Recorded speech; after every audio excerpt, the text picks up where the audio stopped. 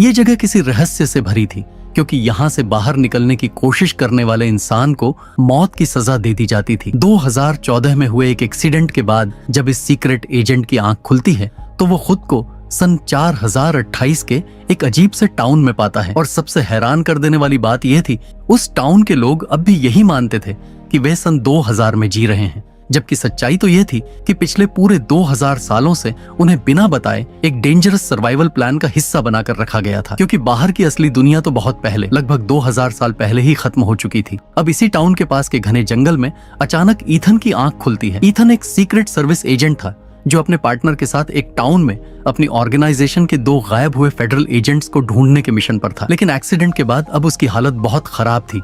उसके शरीर पर गहरे जख्म थे, कपड़े फटे हुए थे और उसके पास उसका कोई भी सामान नहीं था। किसी तरह खुद को संभालते हुए वो पास के टाउन की तरफ निकल पड़ता है। टाउन पहुंचने पर वहां के लोग ईथन को काफी अजीब नजरों से देखने लगते हैं, जैसे उन्होंने किसी बाहरी को पहली बार देखा हो। ईथन सीधा एक कैफे में चला जाता है, जहां काम करने वाली एक लड़की से बातचीत में उसे पता चलता है कि वह वेवर्ड पाइन्स नाम की जगह पर है। ईथन उससे कुछ और पूछ ही रहा होता है कि तभी कमजोरी के चलते बेहोश होकर जमीन पर गिर जाता है। होश आने पर ईथन खुद को एक हॉस्पिटल के अंदर पाता है, जहां सामने खड़ी होती है डॉक्टर पाम। पाम उसे बताती है कि उसकी कई हड्डियां टूट गई हैं और उसे कुछ समय तक आराम की जरूरत है। पाम की बात सुनकर ईथन को धीरे धीरे याद आने लगता है वो अपने एक और साथी के साथ निकला था। रास्ते में उनकी गाड़ी अचानक से एक ट्रक से टकरा गई थी। ये याद आते ही ईथन तुरंत पाम से अपने साथी के बारे में पूछता है, लेकिन पाम बताती है कि उसके साथी की तो वहीं ऑन द स्पॉट मौत हो गई थी, जबकि ईथन किसी तरह खुद को बचाकर गाड़ी से निकलकर जंगल में पहुंच गया था। अब ईथन अपने फोन से अपनी वाइफ को कॉल करके सब बताना चाहता है,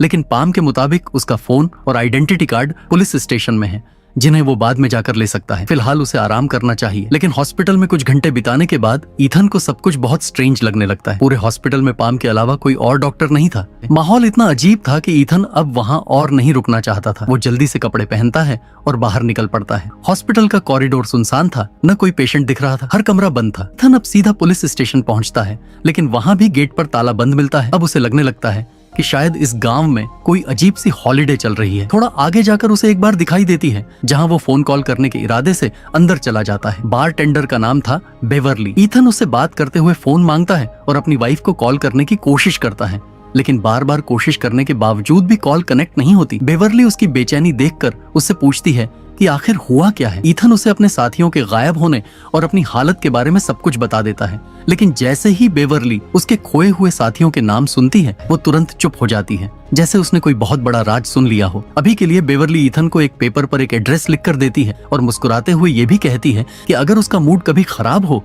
तो वो कभी भी उससे मिलने आ सकता है। ईथन उस पेपर को पलटता है तो पीछे एक लाइन और लिखी होती है, वेवर्ड पाइन्स में कोई भी झिंगुर मौजूद नहीं है। ये बात पढ़कर ईथन थोड़ा कंफ्यूज तो होता है, लेकिन फिलहाल इस पर ज्यादा ध्यान नहीं देता और बार से बाहर निकल जाता है। पर तभी अचानक उसे पास की झाड़ियों से झिंगुरों की आवाज सुनाई देती है। आवाज सुनते ही थोड़ा सा शॉक होते हुए वह झाड़ियों की तरफ बढ़ता है। जैसे ही वह झाड़ियों को हटाता है उसे वहां एक स्पीकर दिखाई देता है और उसी स्पीकर से झिंगुरों की आवाज आ रही थी। ये देखकर ईथन सोचता है कि टाउन में जो कुछ भी हो रहा है वह नेचुरल नहीं है। थोड़ी देर बाद ईथन पास के एक मोटल में पहुंचता है ताकि वह रात वहीं बिता सके, लेकिन क्योंकि उसके पास पैसे नहीं थे, सुबह सुबह ही उसे होटल से बाहर निकाल दिया जाता है। अब बाहर निकलते ही ईथन को याद आता है वो एड्रेस जो बेवरली ने उसे दिया था। वह तुरंत वहां जाने का फैसला करता है, लेकिन उस जगह पहुंचते ही ईथन के तो होश उड़ जाते हैं, क्योंकि वह जगह किसी पुराने और जर्जर कैबिन की तरह थी। अंदर घुसते ही उसे एक भयानक नजारा दिखाई देता है। बेड से बंधा हुआ एक इंसान जिसकी कई दिन पहले मौत हो चुकी थी। जब ईथन पास जाकर उसका चेहरा देखता है तो वह हैरान रह जाता है। वो लाश किसी और की नहीं बल्कि उसके खुद के खोए हुए साथी की थी। ये देखकर ईथन बुरी तरह डर जाता है और सीधे पुलिस स्टेशन की ओर भागता है। वह वहां के शेरिफ को सारी बात बताने की कोशिश करता है, लेकिन शेरिफ का रवैया बेहद अजीब था। वह तो उसकी बात सुनते सुनते आइसक्रीम खा रहा था और किसी तरह की सीरियसनेस दिखा ही नहीं रहा था। आखिर ईथन के बार बार जिद करने पर शेरिफ उसकी कंप्लेंट तो दर्ज कर लेता है, मगर लापरवाही से कहता है कि वो थोड़ी देर बाद जाकर बॉडी को चेक करेगा। उसकी बातों से साफ झलक रहा था कि या तो वह झूठ बोल रहा है या फिर जानबूझकर किसी चीज को छिपा रहा है। ये देखकर ईथन वहां से बाहर निकलता है और किसी का फोन लेकर सबसे पहले अपनी वाइफ को कॉल करने की कोशिश करता है, लेकिन फोन अनरीचेबल आता है। फिर वह अपनी ऑर्गेनाइजेशन में कॉल करता है, जहां आखिरकार एक आदमी कॉल रिसीव करता है। ईथन जल्दी से बोलता है कि मैं ईथन हूं, मुझे अपने बॉस से बात करवाओ, ये मामला बहुत सीरियस है। लेकिन सामने वाला आदमी हर बार कोई ना कोई बहाना बना देता है और आखिर में वो कॉल काट देता है। अब उसके मन में एक ही बात साफ हो चुकी थी इस टाउन में कुछ बहुत गलत चल रहा है। परेशान होकर ईथन तुरंत बार में गया ताकि ब्रेवली से बात कर सके, लेकिन बार में आज ब्रेवली मौजूद ही नहीं थी। ईथन ने वहां मौजूद पार्ट टेंडर से ब्रेवली के बारे में पूछा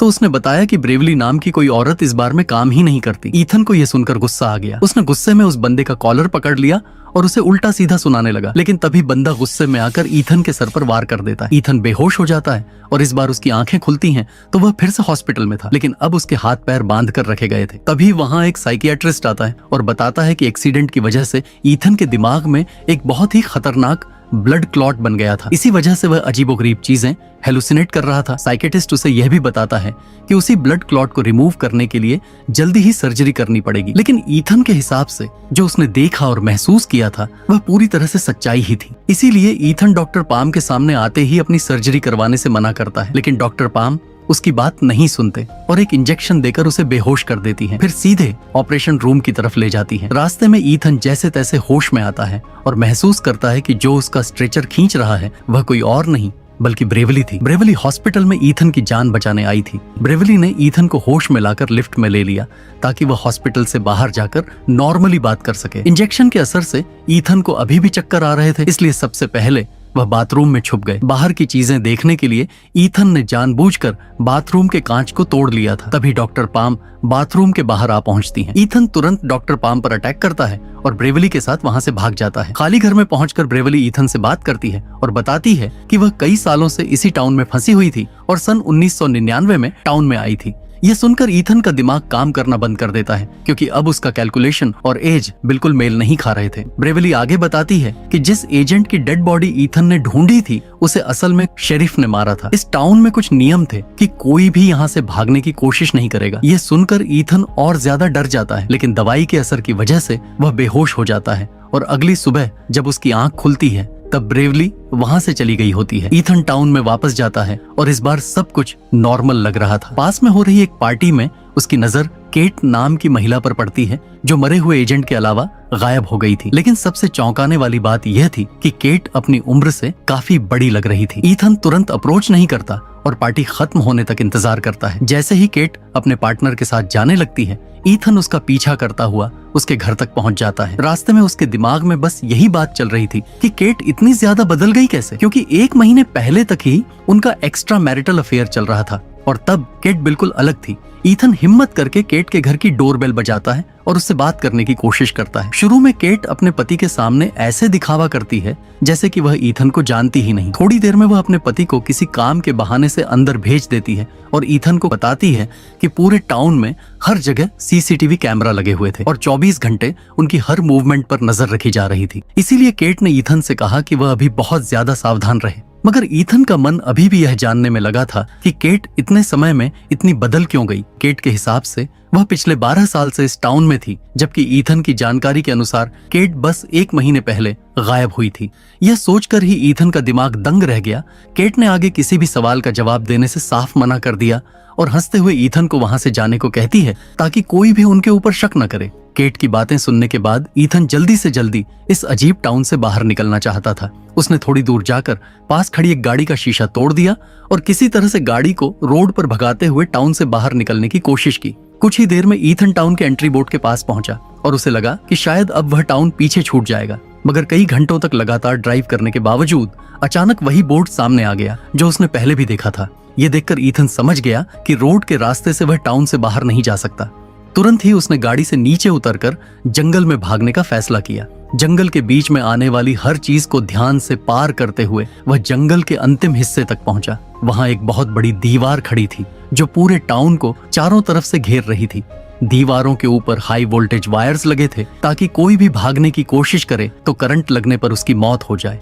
ईथन ने फिर से गाड़ी में बैठने का फैसला किया। तभी अचानक टाउन का शेरीफ आ गया और ईथन को गाड़ी चुराने के जुर्म में पकड़ लिया।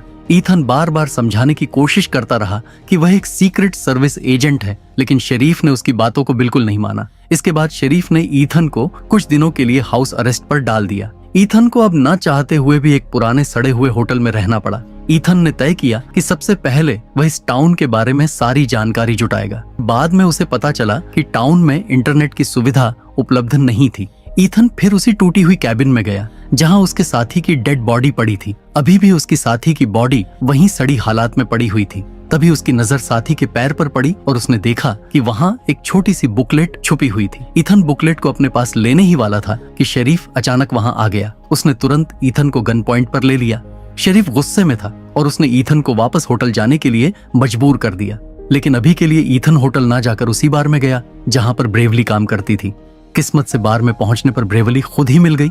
उसे देखते ही ब्रेवली ने सबसे पहले बार के गानों का वॉल्यूम तेज कर दिया और फिर डांस करने का दिखावा करते हुए ईथन के कान में फुसफुसाई कि जो मरा हुआ एजेंट ईथन के साथ काम करता था वह पहले ब्रेवली के साथ मिलकर टाउन से भागने की योजना बना रहा था। उस एजेंट ने टाउन का एक डिटेल्ड मैप बनाया था और हमेशा उसे अपनी एक बुक में रखता था। गांव वालों को उनके बारे में पता चल गया, जिस वजह से भागते समय उसकी जान चली गई। अब ईथन समझ गया कि टाउन से बाहर निकलने के लिए उस मैप की जरूरत कितनी जरूरी थी। ब्रेवली ने उसे कुछ पैसे दिए और खाने के लिए कहा। पैसे लेकर ईथन कैफे गया और वहाँ कॉफी खरीदी। कॉफी के दौरान ही वहाँ काम करने वाली एक औरत ने उसे बताया कि उसकी एक्स्ट्रा मैरिटल अफेयर वाली गर्लफ्रेंड पास की टॉय शॉप पर काम करती थी। इस जानकारी के बाद ईथन तुरंत ही उस शॉप पर गया ताकि पता लगा सके कि आखिर उसके साथी की मौत कैसे हुई। मगर केट ने जानबूझकर इस बारे में कुछ भी नहीं बताया। जब ईथन शॉप से बाहर निकला उसकी नजर एक फोटो फ्रेम पर पड़ी जिसमें टाउन के रूल्स लिखे हुए थे। पहला रूल ये था कि कोई भी टाउन से भागने की कोशिश नहीं करेगा। दूसरा रूल ये कि टाउन में किसी से भी अपने पास्ट के बारे में बात नहीं करेगा। तीसरा और सबसे अजीब रूल ये था कि हर बार फोन कॉल्स को आंसर करना होगा। ईथन को यह सब पढ़कर काफी अजीब लगा, लेकिन उसने फिलहाल हॉस्पिटल की ओर रुख किया। वहाँ भीड़ न होने की वजह से वह जल्दी ही मुर्दा घर तक पहुंच गया जहाँ मरे हुए लोगों का सामान रखा जाता था। उसने तुरंत वह बुकलेट अपने पास रख लिया और ब्रेवली के साथ जंगल की ओर निकल गया। वहाँ दोनों ने टाउन के मैप को देखकर निकलने का प्लान तैयार किया। प्लान को एग्जीक्यूट करने से पहले दोनों के शरीर से ट्रैकर निकालना जरूरी है, क्योंकि इस टाउन में हर व्यक्ति के अंदर ट्रैकर लगाया गया था जो उनकी एक्टिविटी और लोकेशन को ट्रैक करता था। मगर ब्रेवली की मदद से वह ट्रैकर निकालने में सफल रहा। ब्रेवली ने यह भी बताया कि यदि कोई रूल तोड़ता तो उसे बहुत खतरनाक सजा दी जाती और ईथन का मरा हुआ साथी भी उसी सजा का शिकार हुआ था। ईथन ने तय कर लिया कि वह किसी भी सजा को झेल कर भी बाहर निकलने की कोशिश करेगा।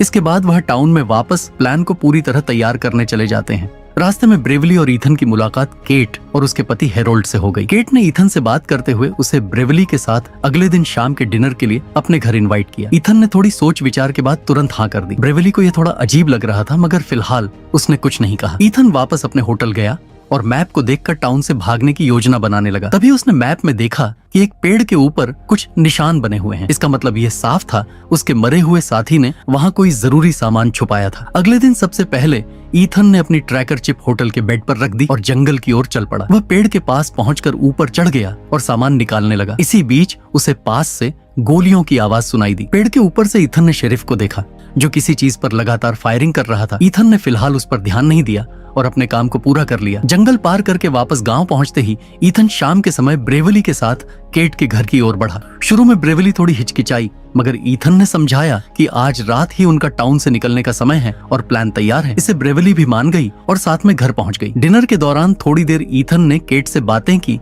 और फिर वॉशरूम जाने का बहाना बनाया। वॉशरूम में जाकर सबसे पहले उसने चेक किया कि कहीं कोई सीसीटीवी कैमरा तो नहीं है। पूरी तरह सुनिश्चित होने के बाद उसने अपना ट्रैकिंग डिवाइस वहीं रख दिया। इस बीच ब्रेवली केट और हेरोल्ड से बातें कर रही थी। जानबूझकर उसने अपनी बेटी का जिक्र किया, जिससे यह साबित होता था कि वह टाउन आने के बाद से अपनी बेटी से नहीं मिल पाई थी। पास्ट के बारे में बात करने के कारण उसने टाउन का एक रूल तोड़ दिया, मगर उसने खुद को परेशान होने का बहाना बनाकर बाथरूम की ओर चली गई। काफी समय तक ब्रेवली बाहर न आने पर केट और हेरोल्ड को उनके भागने की योजना समझ में आ गई। इसी दौरान ब्रेवली और ईथन घर के बाहर निकल चुके थे। ईथन ने शुरुआत में ब्रेवली को समझाया कि उसके मरे हुए दोस्त के पैकेज की मदद से ही उन्हें टाउन से बाहर जाने के कुछ क्लूज मिले हैं। अचानक आसपास के सभी घरों की लाइट जल गई और घरों में मौजूद फोन बजने लगे। इसके तुरंत बाद हर घर से लोग हथियार लेकर बाहर आ गए और ईथन और ब्रेवली का पीछा करने लगे। अब सवाल यह था कि क्या वे दोनों टाउन का ये रहस्य पूरी तरह से जान पाएंगे? क्या वे टाउन से बाहर निकल पाएंगे? और उससे पहले क्या गांव वाले उन्हें मार देंगे या नहीं? जानने के लिए लाइक और सब्सक्राइब जरूर करें और नेक्स्ट पार्ट के लिए कम से कम 50 कमेंट करवा दें। मैं हूं नैरेटर V8। मिलते हैं अगले डेडली कहानी में।